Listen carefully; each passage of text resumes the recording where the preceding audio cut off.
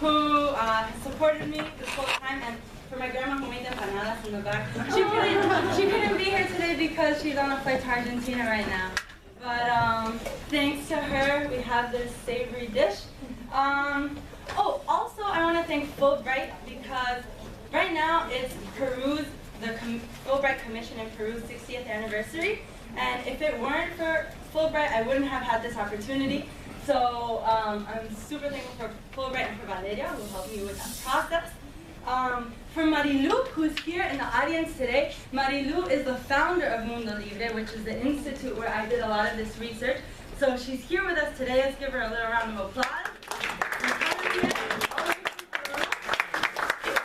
I also want to thank Erica, who helped do the design to the book, and Ashika for making the flyer, all the professors and researchers who came today, and finally to Colombia for this opportunity to present this here, and to the girls who you came here to hear about. So hopefully you'll get to really learn from this experience. Alright, so one thing that I want to mention is that all the information in this presentation is from the girls, is from my project. It's not like from Google or any of that. And another thing is, I don't know if you could hear in the background, there was a song playing. It was from one of the girls, and it was called I Am a Rebel, which is very interesting because the lyrics are about how she's a rebel because she wants her rights to be respected, which is sort of funny for us. A lot of us here are studying human rights. So later, if you want, you can take a look at the lyrics. And a rundown for the event is that first I'm going to talk about the background and context of street girls and the situation. Then I'm going to talk a lot about the process, the research process, because I know a lot of you are interested in doing qualitative research, and so hopefully you'll learn a bit about that process, the ins and outs. And then finally, I'm going to have the book here that the girls created and have a Q&A and a book signing. So, in the best interest of time, I'm not going to, of course, be able to talk about everything, but hopefully you guys all received this sheet. You guys can get more information from the information on this sheet, and also in the back you can take notes, and at the end you can ask me anything that is lingering in the Q&A. So, girls in street situations. Okay, I want to start off like this. Where is my book? I don't know where my book is, but I have one here. Okay, so I want you all to close your eyes.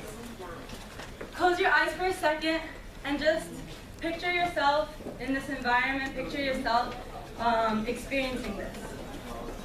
The first night I spent with them was a cold night in which the wind cut through my clothes, sending chills down my body, goosebumps breaking out on my skin. At the time, I felt many emotions. Fear began to take over me and doubts filled my mind. What was I doing there?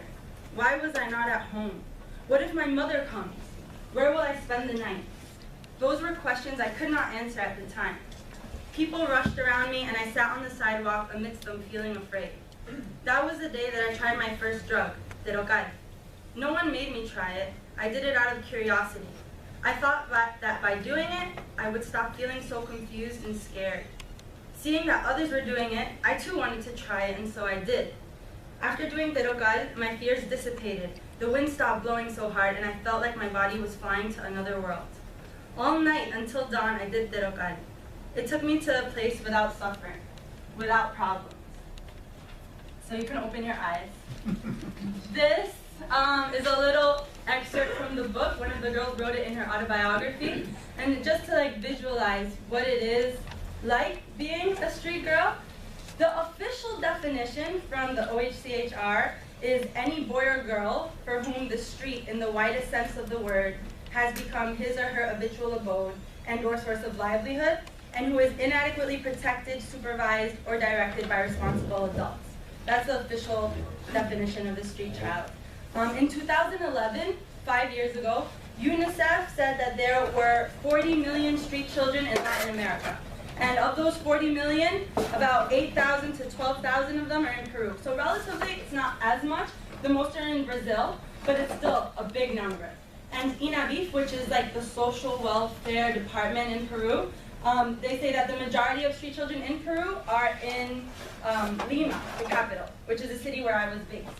And so I have a lot of information here on the push and pull factors of why street children decide to go to the street and about the services available to them. But I figured, since we have Marilu here in the audience, might as well have her come up and explain from her own experiences a few words about the situation of street children and about the service that Instituto Mundo Libre provides.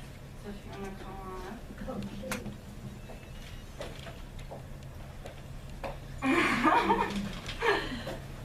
It's really a pleasure to be here with all of you. But most of all, I want to thank you, Mary, because her commitment, her love, her caring, and the way she proceeded in all the time she spent with us was incredible. She is, and you will know, those who know her or those who will know her, she's a very, very special human being, and we were very grateful to her. When I started doing Mundo Libre, it was because I could not bear to be indifferent to the eyes of those children that I saw on the street. It's impossible to see the fear, the loneliness, the lack of everything that they have in their lives. So I started Mundo Libre 31 years ago. I knew it would be a very difficult path, very, very much in the sense that in order to do a good work, you need a lot of things. You need that the people who work for you are committed, not because they get a salary, but committed from their heart. There are certain things in life that no matter what you're being paid, you cannot do unless it comes from your heart. And to work with them, it is like that.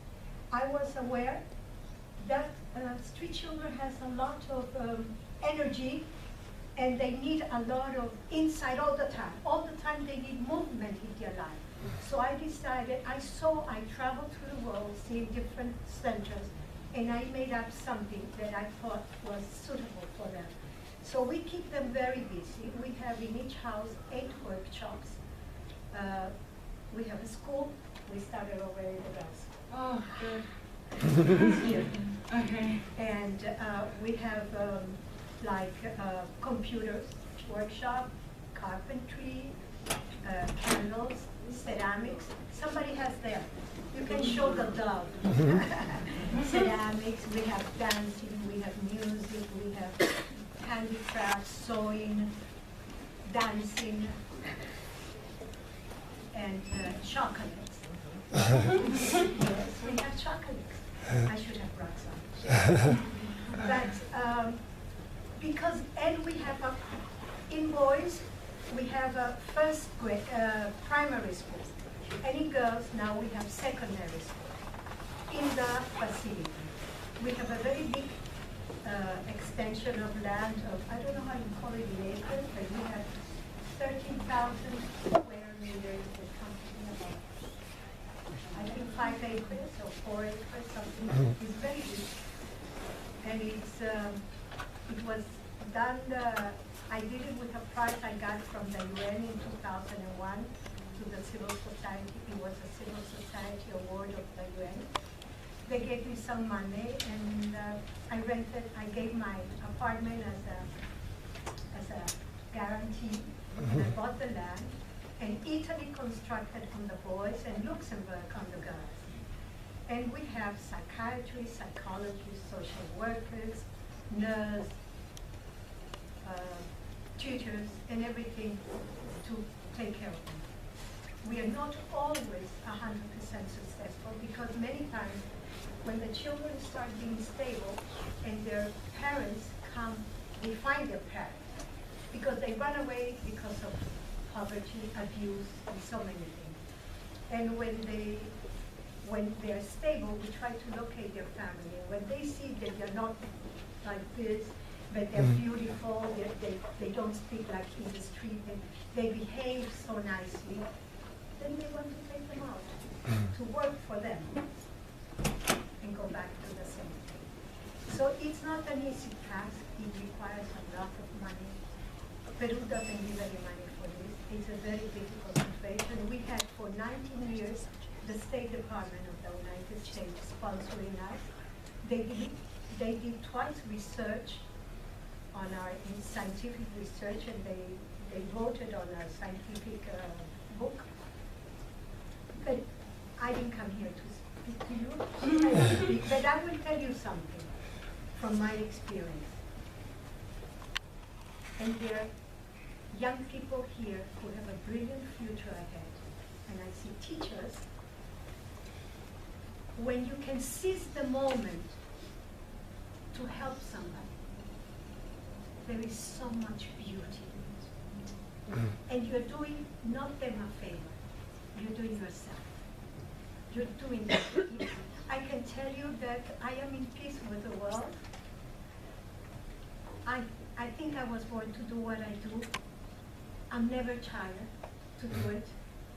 And the essence of helping somebody is the beauty of life. It's just magic. Amen. Thank you.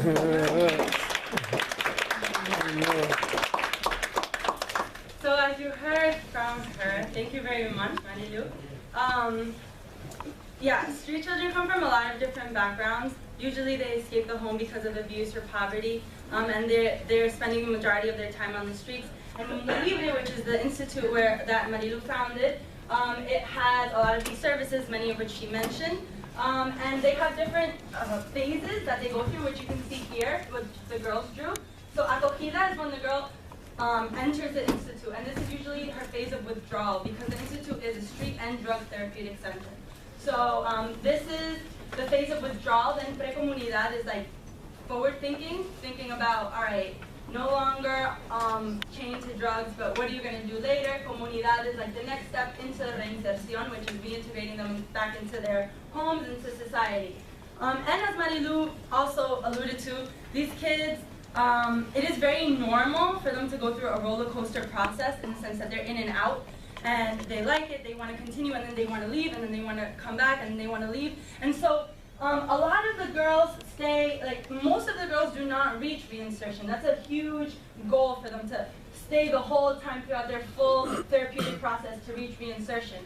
And so because a lot of the girls leave beforehand, it's very difficult to measure quantitative success, which also can be difficult for funding because it's hard to show, look, 50 girls come in and 50 girls leave. But there's a lot of qualitative progress that goes in. And many of the girls come in and out. They like come in for the third time, but when they come in, they have to start from scratch. And another thing is that it's closed doors. So once the girl voluntarily decides to go there, they must stay there. They can't just leave whenever they want. They have to finish the process. And the girls get there through many different ways. It could be the police brings them there, or because their family brings them, or the girl themselves goes because they hear from their street friends about this place where they have good food, or something like that. So there are many ways that they can go there. Alright, so I wanted to talk a little bit about human rights because I'm studying human rights, and I know many of you here are studying human rights. And so, this is the Convention on the Rights of the Child, which Peru has signed. The only country that hasn't signed it is the United States. These are some of the articles in the convention that many street children have violated. They do not have this right. Some, for example, let me highlight, is Article 28. They do not have equal opportunities in education. They're usually rejected from the classroom. Article 33, they are not protected from the illicit use of narcotic drugs. Many of them are addicted. Many of them are used as mules to carry drugs.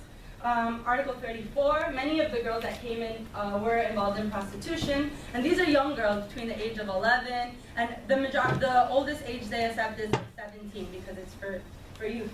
And then Article 37, this happens a lot outside of Peru too, with the inhumane treatment in jails. And so, a little bit about the background of how I got into this. So, in my undergrad, I studied at Baruch and did a study abroad in Peru, in La Católica, where I did volunteer work at Mundo Libre, and I taught tutoring and dance to the girls there. And that's how I first got to know the institute. When I was there, I also did like a preliminary research study, which was comparing 16 to 17-year-olds in Mundo Libre with 16 to 17-year-olds in La Católica, the university, that had entered the university ahead of time. And so I was comparing the educational motivations, and both had like pretty much the same educational motivations. The difference was the resources and the opportunities available to them. And so when I came back from my study abroad, I like continue to keep in contact with Mundo Libre, and I did Skype-ins with the girls, with Peru, and we would talk with the volunteer coordinator, and I maintained really good communication, which really helped for Fulbright. So for those of you that are interested in applying for Fulbright, they really value that the affiliation and that your connection with the country is set. I had that with Mundo Libre and with the university, so that really helped me when I returned. So when I got the Fulbright, I returned right after I graduated, and I had a unique research position because of the fact that I had already volunteered there. The girls already knew me, and there was already an established trust. And so, just to go into some things about my unique position. Okay, so when you go to do research somewhere, you're not just a researcher. These people that you're working with are not just subjects, they're people. And so, like, you can't just go narrow-minded that this is the research I'm going to do and I'm out. No, when I went, Mundo Libre was going through a lot of transitions. The girls' house was moving from downtown to Pachacamac, which was like 3 hours away in the outer skirts. For me, it was 3 hours. Okay, well, if there's no traffic, because Lima has a lot of traffic. Okay, so they were moving, and there was a lot of transition going on, and they needed help, and so I was volunteering there. And so, as a volunteer, I had another unique position that I spent like a lot of time with these girls. I would sleep over, I would eat with them, I would help them when they were getting ready to go to sleep, to clean up, everything. And so I was very involved, but I was still a researcher, and so I had to create that boundary. I'm not a volunteer. First and foremost, I am a researcher. And so the ways that I created that boundary was that, one, I did not discipline the girls in the sense that the institute has a point system. If a girl behaves well, they get a green point. If the girl behaves badly, she gets a red point. I did not give any points, because if I see a girl do something that is deserving of a red point, and then I give her a red point, and then I want to interview her, and she wants to tell me something that is sort of going to give her a red point, she's not going to tell me it. So that separated me in the sense that they knew that I was not going to give them any points. They can act however they wanted in front of me. I was not going to give points.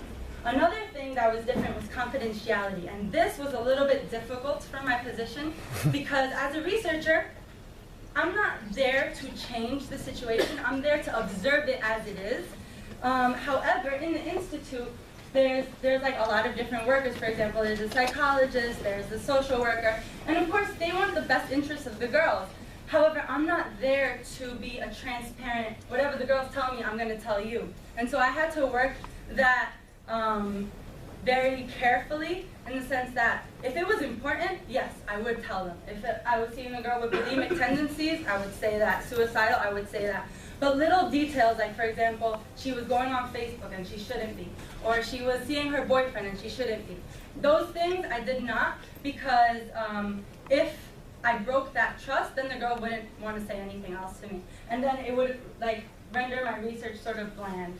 And so that, oh, and the last thing was burnout. And so as a researcher, I think it's important for you all to really establish a good support system, because a lot of us are doing human rights, no? And so human rights is a topic where there are no quick solutions. It's sort of complex how to get to that solution, and it's sort of depressing a lot of times what's going on. And so a personal example is that I was sick there, and I was getting better, I was fine. I'd go to the institute, and I wouldn't even do physical work. I would just be eating with the girls, and the girls would be telling me their stories, and I'd feel a drain, it's so weak. And so it is real, guys. Burnout is real. What really helped was the support system that I had. And so, now, getting into the research, my participants. All right, let me get to that page. This was a little bit all over the place. So first of all, I wanted to go study education.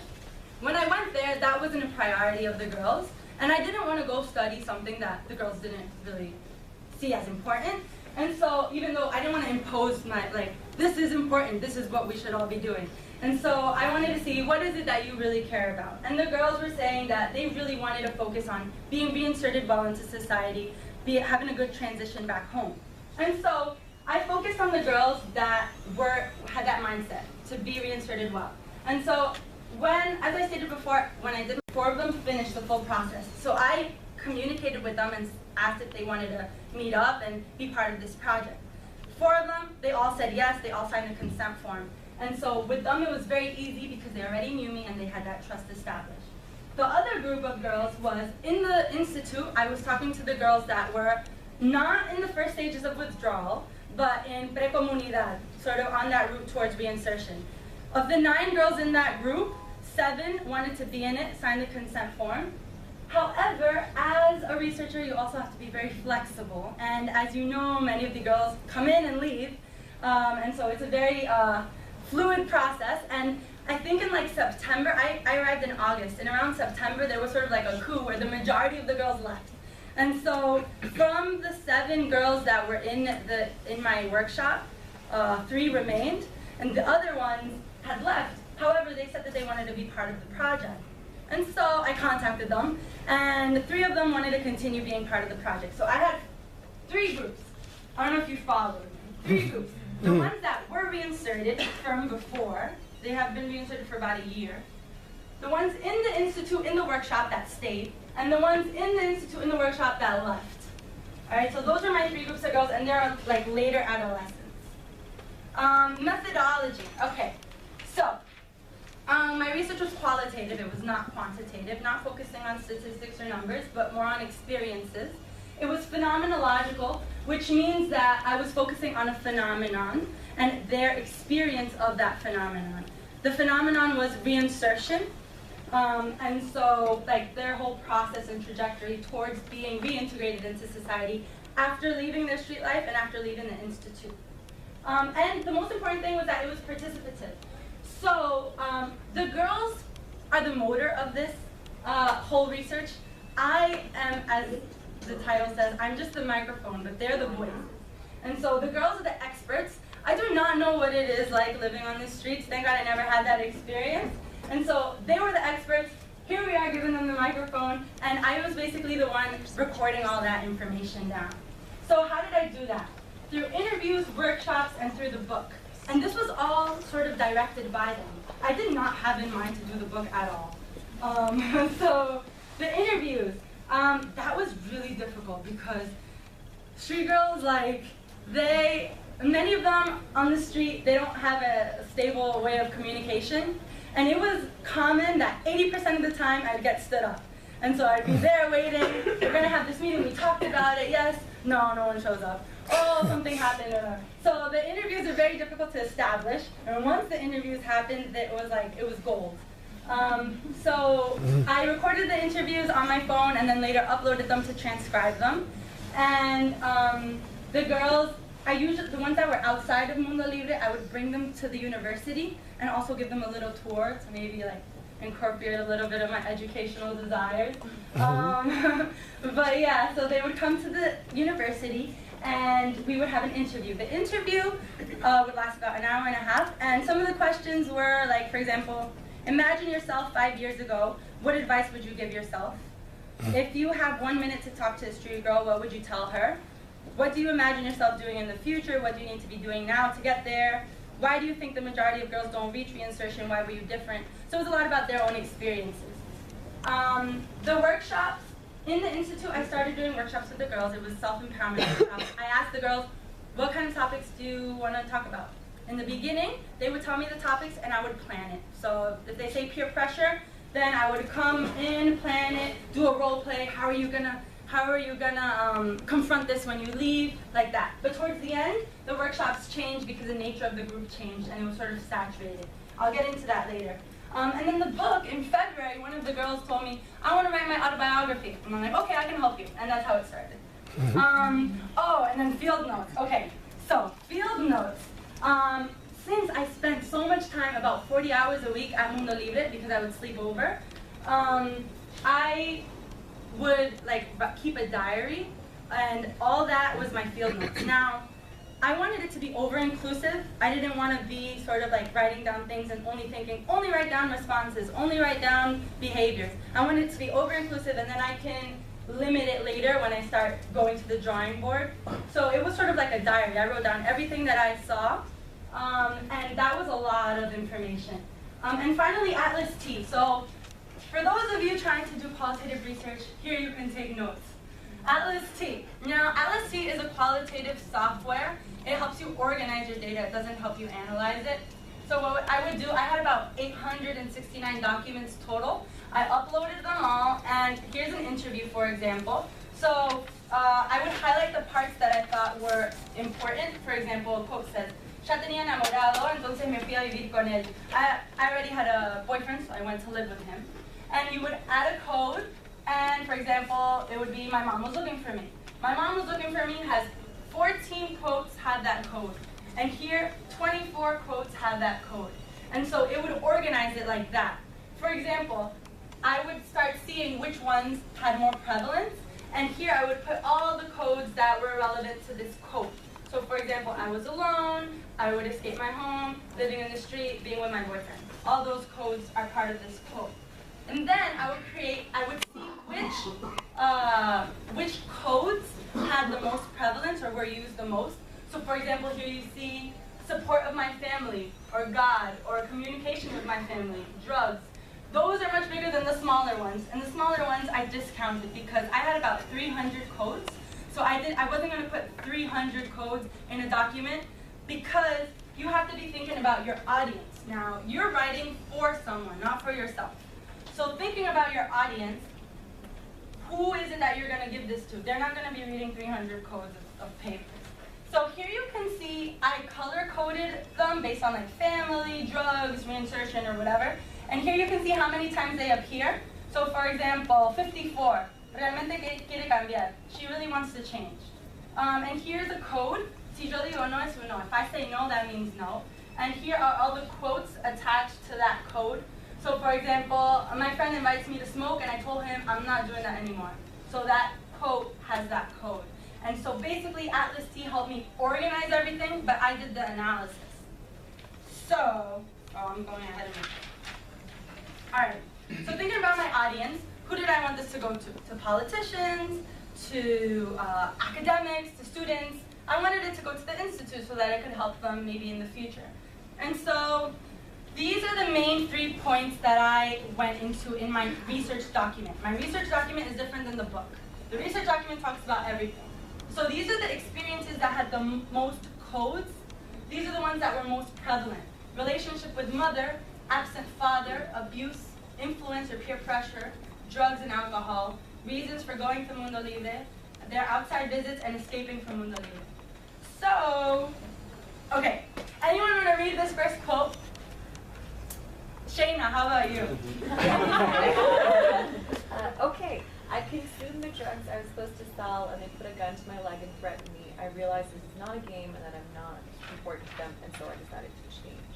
All right, that's a quote from one of the girls. That was in the drug consumption area. Anyone want to read this one? Nina, you want to read it?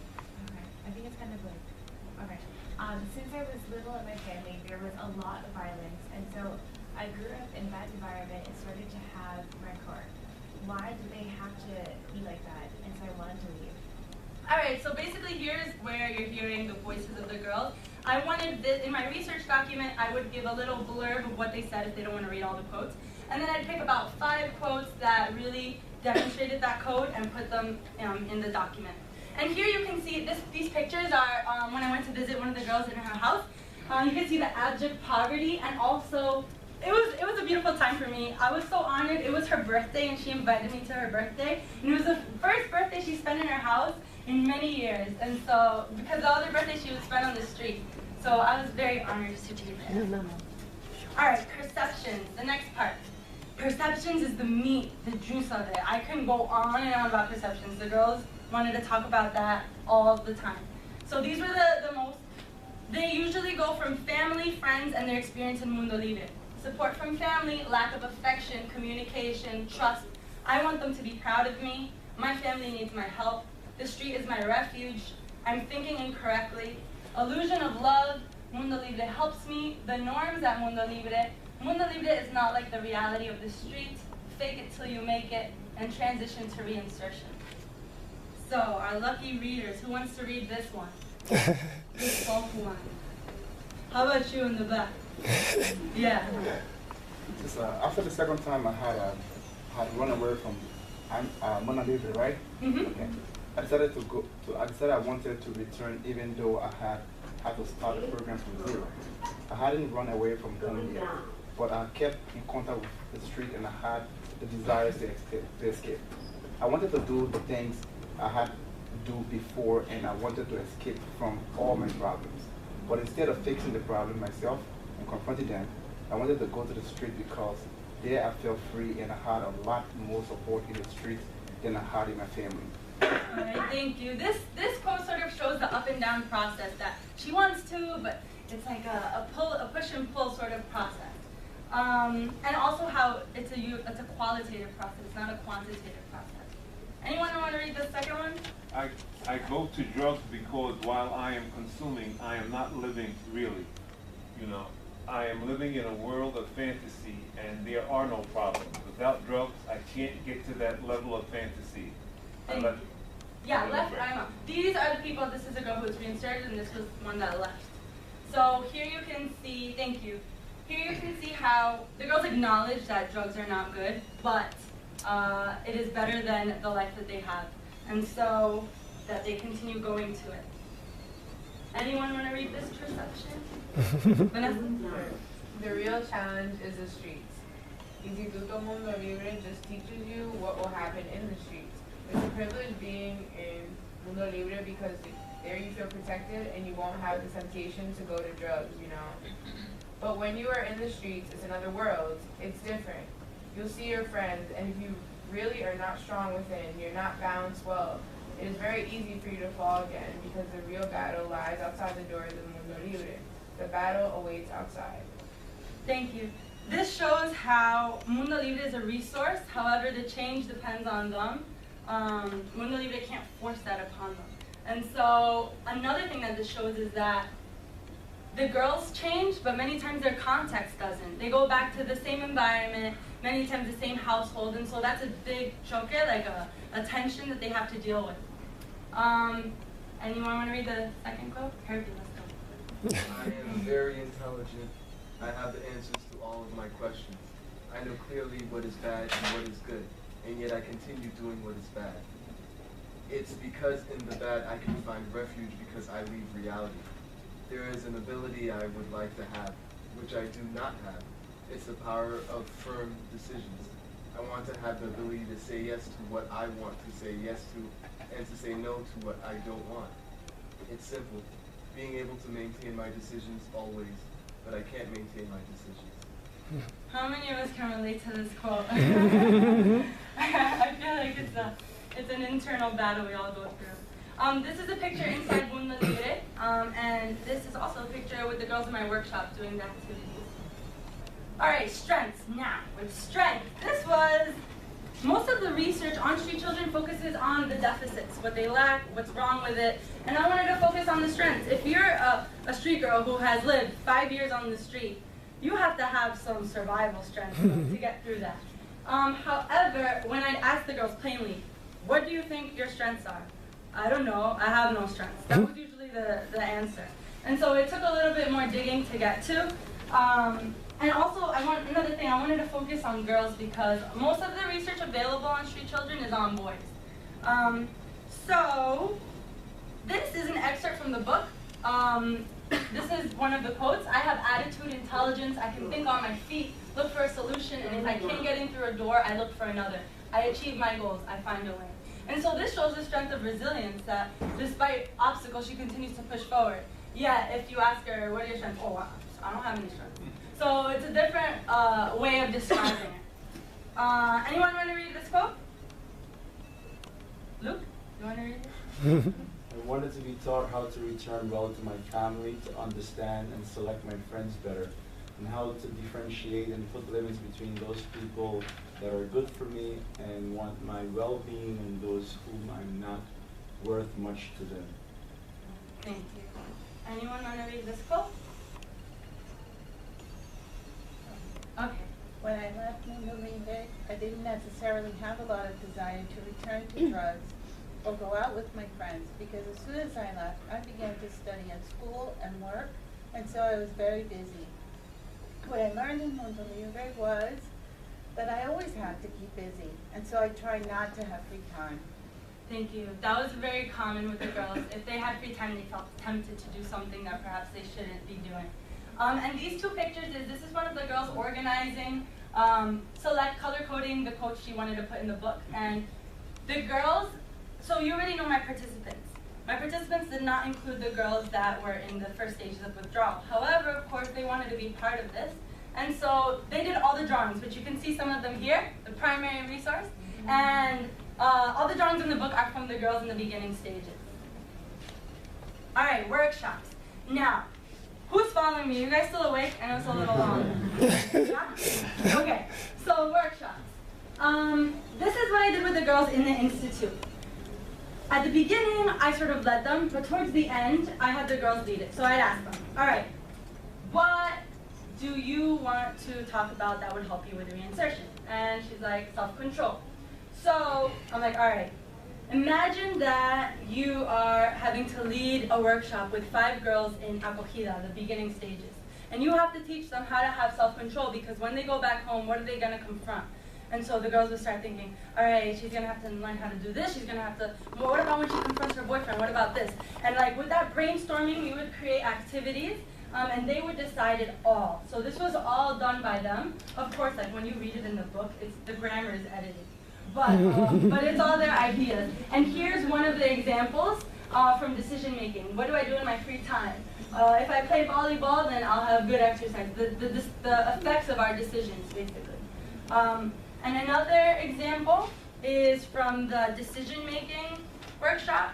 And so what I would do is that perhaps she didn't know what's the definition of self-control and they wanted more information. So I would print out some PDFs in Spanish of like definitions and activities, and I would give it to the girls, and they would read it and highlight things that they thought were important. And then we would come back together and discuss, all right, now with this, how are you going to lead a workshop? And so this is one of the girls' ideas, which was for differentiating stimuli.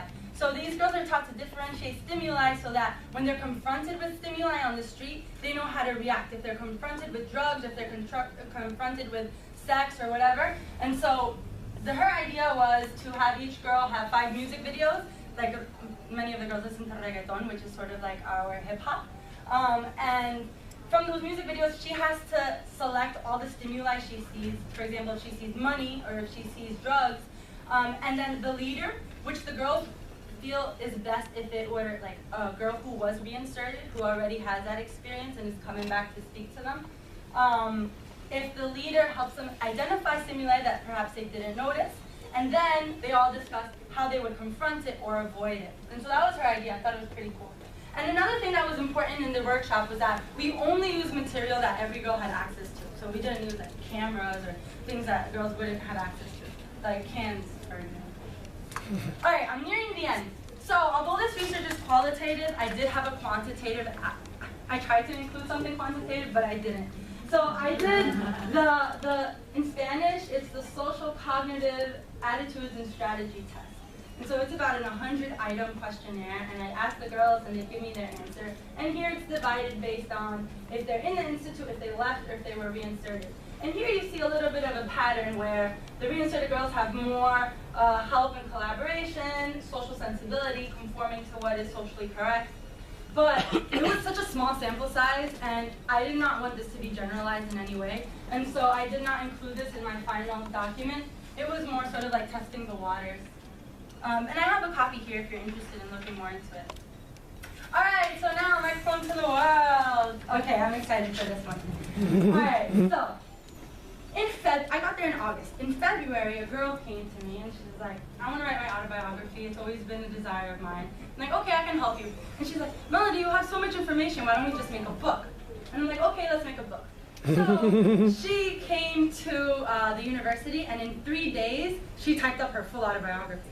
And it was all her. Like, and the first day she sent it to me, and she's like, what do you think? And I'm like, you're giving me facts and dates and everything. I want to feel it. Tell it to me like a story.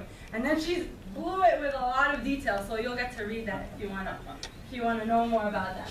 However, what's important to know is that her autobiography, there's an excerpt of her autobiography in the book. It's not the full autobiography. Why? Because the book is censored. The book is only has positive information. I want this book to be available to all the girls. That means I want it to be available to the girls in rehab. And the girls in rehab are not going to be able to read things about prostitution and about drugs. And so if you want the full version of her autobiography, it's only available in Spanish on Lulu, but there's a positive excerpt of it in the book. And then words of wisdom. This is a tricky situation.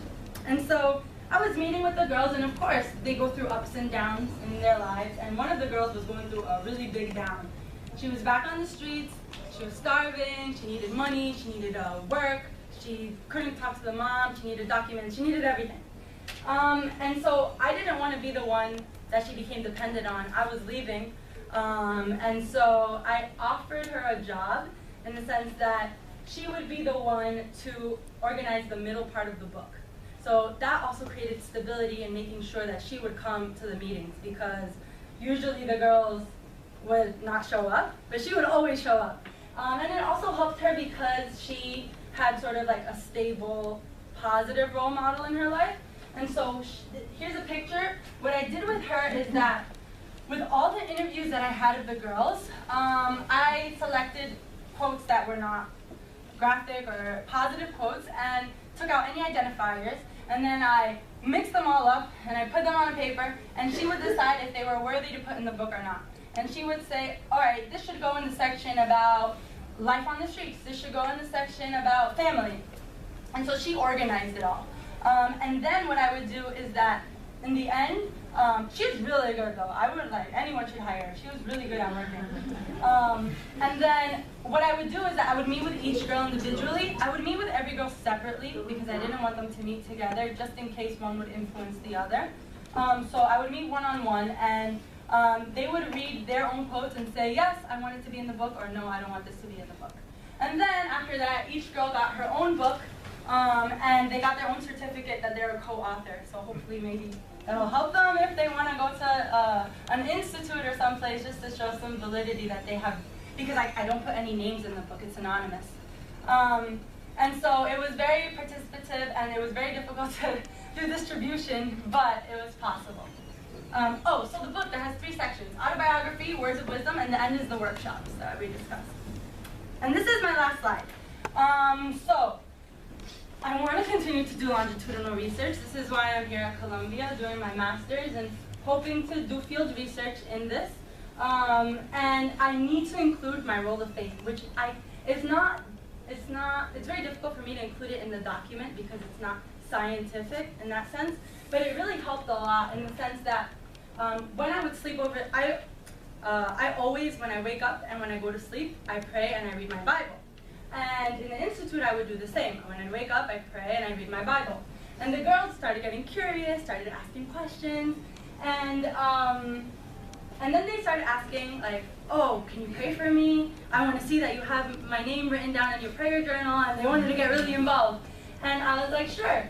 And that was how I found out a lot of information. They opened up a lot through prayer. Of course, I didn't use that directly into my research, but that opened the doors for conversation. And another thing, a lot of miracles took place. Now, first of all, these girls have lights that you could see it from a mile away, and you see my hair.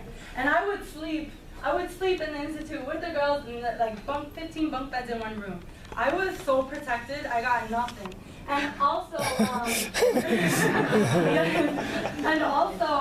when I'd meet with the girls, if we were going to eat, usually we would go eat something, and they were cold. I'd give them my scarf or my sweater, and I still didn't get anything. They had a lot of different infections also from the streets, and so I was very protected in that sense as well. So that made a big difference. All right, and finally, I have one more thing I want to say. In terms of prayer, so prayer had such a long-standing effect that even when I came back in New York, one of the girls contacted me that she was on the streets and she was pregnant and she was about to give birth and her mom didn't know she was pregnant, and it was a lot of things. And I'm like, all right, type your prayer and tell me what you want me to pray for. So she typed it, and while she was writing it, her sister contacted her that her mom wanted to see her. And she went back home, and within the week she had her baby, and she named it after me, which was super cute. But I don't think she would have contacted me if it weren't for that fact of the need for prayer. And so it really made a long-standing difference. Okay, so let me go to my last slide. All right, so, okay. Unfortunately, I couldn't have the girls come or like do a Skype in because it would sort of be against the ethics of like, they're supposed to be anonymous, I can't identify them. But I asked them if they wanted to say anything to you. So one of them wrote a little spiel that she wanted me to read to you. I'll make it real quick. She said, "Ladies and gentlemen, I come to you in an anonymous form. I don't know. But I want to thank you for coming to listen about this project and the book. We have had many different experiences. I hope it's, I'm sorry, I'm translating it into English. I hope that you can recognize all the problems that we went through, but also all our efforts to make it better and to continue going forward. Thank you very much, and I hope you continue to support these projects." And this is the anthem of Mundo Libre, which is translated in English, and the girls sing this every morning when they wake up. So with that, I will open it up to Q&A, and then I'll do a book signing for those of you who are interested in getting one. I have books in color. I have books that are in color and books that are black and white and books in Spanish. And I published the book, I self-published on lulu.com. And so it's free to self-publish if you guys are interested in doing that. However, they charge you for buying your own book. So there's a discount here. On Lulu, it's a $5 discount. So you have the black and white for $15 and the color for $20. So if you're interested, feel free to come and get one. And if you have any questions, I'm going to open it up for questions now. Thank you.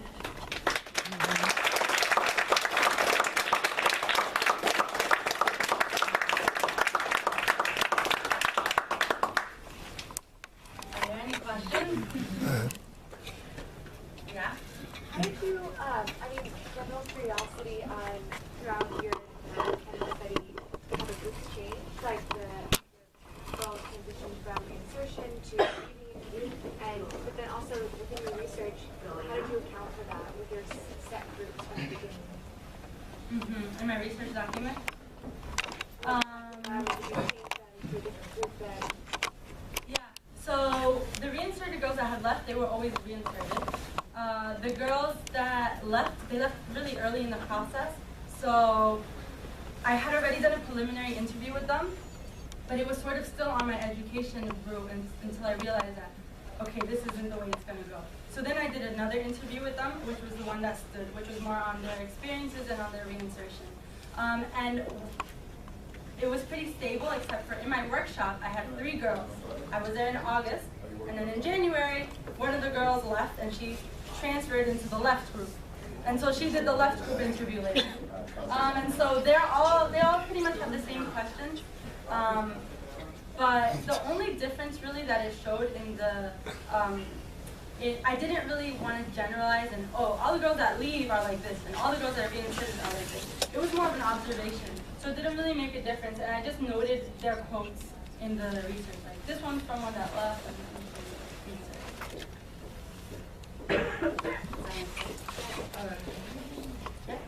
What is the #1 words of wisdom that the girls had to offer other girls? #1 words of wisdom. Well, one of the phrases that they would always mention is "seguí adelante" or "sigue adelante." "Sigue adelante," which means continue to push forward. So I think that has a lot to do with don't let what's happening to you drag you down. Just keep pushing forward. That kept coming up. Yeah. There was one part where it said fake it till you make it. Oh yeah. So what does that mean? Okay, so that was what? When you pretend Yeah. something. Yeah. So fake it till you make it was that many of the girls, and I would ask the girls, Many of them don't make it to reinsertion. How come you made it to reinsertion? Why don't the other girls make it to reinsertion? Oh, because they're just there to show their mom that they're doing well, and then when they're done with, like, they can't take it anymore, they leave. Or they're just there to make it por las buenas, which is, I'm gonna finish and then leave by being good. Or I can finish, I won't finish and I'll leave by being bad. So basically, fake it till you make it was faking being good in order to pass phases and just get out, but not really genuinely having a change of wanting to change. But sometimes pretending to do something, you pretend that you are whatever. And it comes a moment when that pretension is part of your being. And that's something that girls also mentioned, the identity crisis of like, I don't really know who I am anymore. Like, I thought I wanted to do this, and then like now I know it's not good, but I still want to do it. So there was a lot of back and forth with that. Yeah. Can you say a little bit more about the decision not to include sort of the negative aspects of the stories? Did you know? Yeah. Did you know from the beginning that you were going to do that? Well, everything that I was planning to do, I'd run through the institute because I didn't want to. I wanted to make sure that we were on good grounds always, and so I found this out because I had gotten the Malala book. I am Malala in Spanish, and I brought it to the girls to read, and I brought it to the psychologist, and she said that she's not sure if she could allow this because Malala got shot, and that might trigger something in the girls who were around that, and like she wants the process to be as smoothly controlled as she can, and so I knew that if I included any of those stories into the book, then maybe she wouldn't want it to be given to the girls. And so also, I figure there's enough bad things out there. We can have a positive, only positive book for these girls. And so that's how we made the decision to keep it like that. Also, another thing to add is that in the workshop, I would read it to the girls, and when there was more information on drugs before, but the girls are like, no, don't put that. The girls themselves are like, don't put that, that's already making me want to, like, making me remember it in a good way, and I think it's better if you just take that out. So the girls themselves, like, I haven't had that experience, so I can't, I wouldn't have thought of that. Do you think there is any difference between street boy and girl? Yeah. What is most important? Okay, the street boys, well, Mundo Libre has a street boy home and a street girl home. The boys are significantly younger than the girls. The girls are mostly in their teens. And the girls, many of them, much more of them went through prostitution than the boys. And in terms of research and statistics, the girls usually have a more difficult, abusive household than the boys. Because it's more stigmatized for a girl to leave the home than for a boy to leave the home. And another difference would be, I think that the girls, from my perspective, described their time. Many of the girls, when they're on the streets, they're not by themselves on the streets. They're usually attached to a man, whether it be their boyfriend who's maybe 50 years older than them or whoever. But their ties to the street are a lot more emotional. It's not as economic. So it's a little bit, I don't know if it's harder, but it's a lot of emotional ties. I think a current trend in the U.S. is for youth, kids, to identify, homeless youth to identify as LGBTQI here in the U.S. And I'm wondering if that was the same case in Peru or like. Yeah, so in the Institute, there are 5 pillars. There's no sex, no robbery, no stealing, and no drugs. 4 pillars. And so they, with no sex, it can extend, like, if you guys are touching incorrectly or if you guys are, like, flirting, like, cut it out. And so it was very strict with those norms. The Institute was like, the way that the psychologist explained it to me was that this is the way that street children behave on one end of the extreme. And this is the way the Institute behaves on the other end of the extreme. So like, keep your legs closed, don't clap, and don't like laugh out loud, like very strict rules so they could reach a middle ground. So that was sort of their manner of having the kids return to the normalcy of society. And so they would cut any like sensual expression very quick. And I know, like, for example, when the girls showered, I had to make sure that they wouldn't like switch showers or any of that. But yes, girls did identify as lesbian, but not openly. Like, maybe it was open, but it wasn't supposed to be something where they would express it, because the institute had very clear rules of how to like return into mainstream society. And in Peru, it's not as open with LGBTQ norms as it is in the U.S. as well. Yeah. How did you decide what to tell the psychologist or social worker? Was that just your discretion, or was it you agreed with them? This is what I'll tell you. This is what I'm going to tell you. So now that I'm doing the IRB, I realized that I was a lot stricter with myself than I had to be. I was giving the psychologist as much information as I could, but not. I did get into some difficulties. Like, she was upset that I didn't tell her that one of the girls returned with her boyfriend. It was easier for me to keep a distance with the girls that were reinserted, whereas the girls in the institute, it was much more difficult because they're under her her guidance. I think I went to talk to her a couple times. She was very busy, but I'm not sure. Like, the thing was, my sort of boundary was that so they're like foster moms that live with the girls. If the foster moms knew, I didn't say anything. I'll let it for the foster moms to know. And I would go to the foster moms first, too. Like, do you know this? Because there was, the foster moms live with the girls, they sleep there too. And so there was more of a trust that the girls would tell the foster moms before maybe they would want to tell the psychologist in that formal clinical setting. And so I sort of used that as like a buffer. Does the foster mom know? And if she does, then okay, she can tell the psychologist. Any last question before I get to the book? Yeah?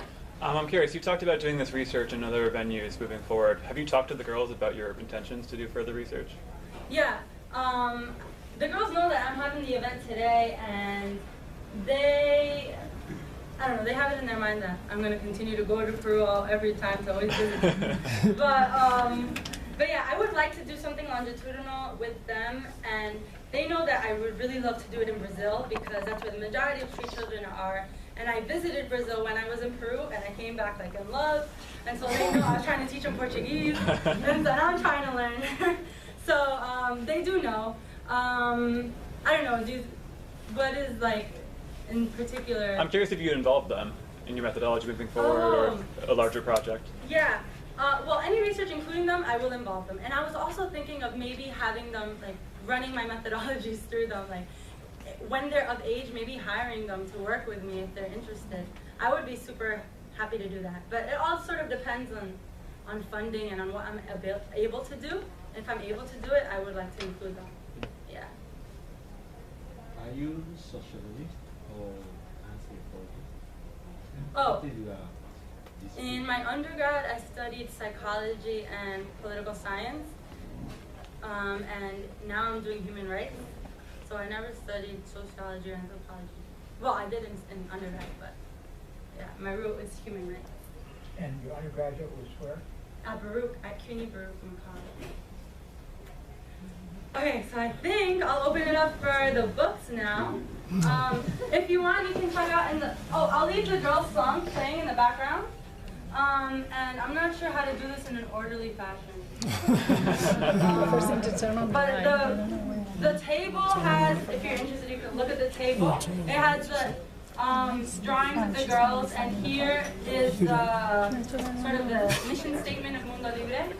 Here's the ACS test, it's in Spanish if you're interested in seeing it. Here's, if you're interested in a particular, if you're interested in a particular point in the results that I didn't go through, here's a quote from it, but it's in Spanish. So my research is all in Spanish. If you want me to translate something, I'm more than happy to. So I'm working on translating my document. Melody, tell if there is anyone who wants to come to Peru. Okay. If there's anyone that wants to come to Peru, you can talk to Marilu. You can talk to me as well. Yeah, if you're interested in volunteering in Mundo Libre, you can come talk to me.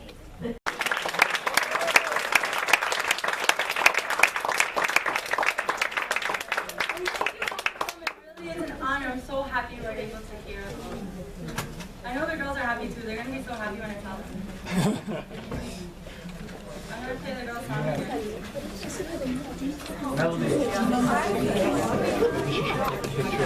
Melody.